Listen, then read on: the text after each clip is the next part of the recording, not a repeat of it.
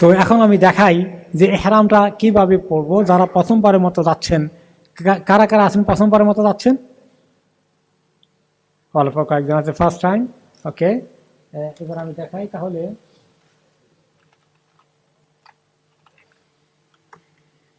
এই 2 পিস এহরামের সাদা কাপড়, এটাই রেকমেন্ডেড।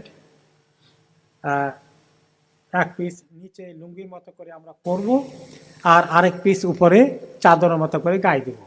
আর গায়ের মধ্যে কোনো কাপড় চোপড় কিছুই থাকতে পারবে না, কোনো আন্ডারওয়্যার, মোজা, টুপি, গেঞ্জি কিচ্ছু পরা যাবে না। শীত লাগলে ঠান্ডা লাগলে সেটার ব্যবস্থা আছে, সেটা পরে বলবো।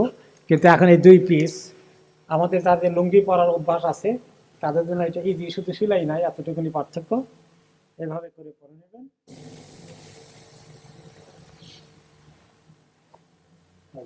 আপনারা ভালো করে দেখতে পাবেন এভাবে। এরপরে উপরে চাদরের মতো করে গায়ে দিবেন। আমাদের অনেকেরই চাদর গায়ে দেওয়ার অভ্যাস আছে।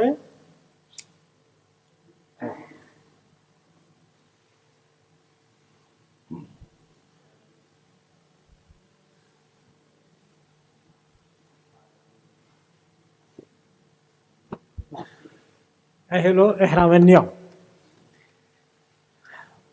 এভাবে সবসময় থাকতে হবে। শুধু কোনো এক সময় খুলতে হবে, যখন তাওয়াফ করতে নেমে যাবেন ওই সময় ডান কাঁধটা খোলা থাকবে এরকম করে।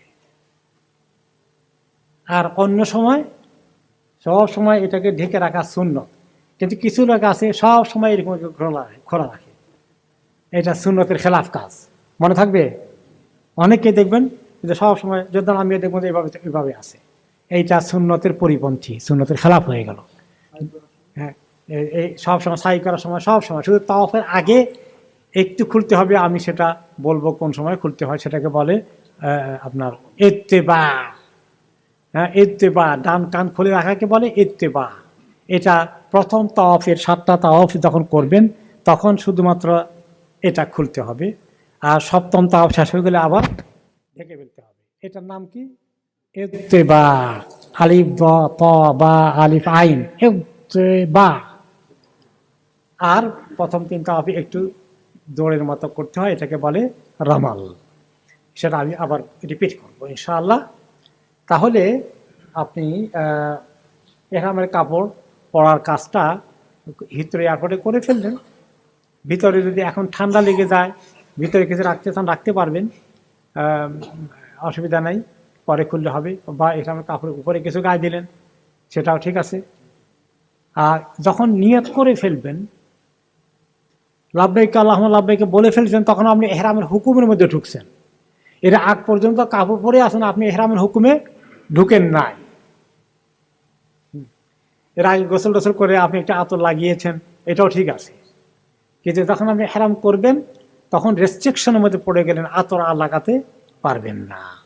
আতর লাগানো আসলে সুন্নত। আগে মা আয়েশা রাদিয়াল্লাহু আনহা আতর লাগিয়ে দিয়েছেন রাসূলুল্লাহ সাল্লাল্লাহু আলাইহি ওয়াসাল্লামের মাথার উপরে, একবারে ওই একটু শক্ত মার্কা আতর যেটা লেগে থাকে। বলেন যে আমি ওনার কয়েকদিনও দেখছি ওনার কপালে ওই আতরের দাগ আছে। কিন্তু এহরাম করার পরে নতুন করে আতর লাগানো যাবে না। এহরামের নিয়তের আগে আতর লাগাতে পারবেন। আরেকটা বিষয় হলো, যখন আপনার এই এহরাম করে ফেলবেন, প্লেনে বসলে তো এয়ার কন্ডিশন হাই বাড়িয়ে দেয়, অনেক সময় ঠান্ডা লাগে। তারপরে কোচে উঠাই নিয়ে গেলে বা ট্যাক্সিওয়ালাও ঝিলও ধরেছে, গরম লাগছে, কিন্তু আপনার ঠান্ডা লাগছে, তখন এই শুধু এটা কুলায় না, বিশেষ করে উইন্টারের কোনো কোনো সময় একটু ঠান্ডা পড়ে, তখন আপনি প্লেনের মধ্যে কি করতে পারবেন, এইটার উপরে আপনি একটা আপনার জ্যাকেটকে কোটকে লটকাইয়া রাখবেন। লটকাইয়া রাখাটা নাম কাপড় পরা হয় নাই। গায়ে দিলে, হাতা ঢুকাই দিলে এইটা পরা হয়েছে। পিঠের মধ্যে ঠান্ডা লাগছে, এইভাবে কাঁধের মধ্যে ধুয়ে দিলেন। হ্যাঁ, অনেকেই ঠান্ডা, আমি নিজেও ঠান্ডাকে ভয় পাই। তো এইগুলোর জন্য এই সলিউশন আছে। অথবা যে অনেক সময় প্লেনের মধ্যে কম্বল টম্বল থাকে, তাই না, ওগুলো আপনি চাইলে গায়ে দিতে পারবেন বেশি ঠান্ডা লাগলে। কিন্তু কোনো জাম্পার, সোয়েটার, কোট আপনি কিছু পরতে পারবেন না।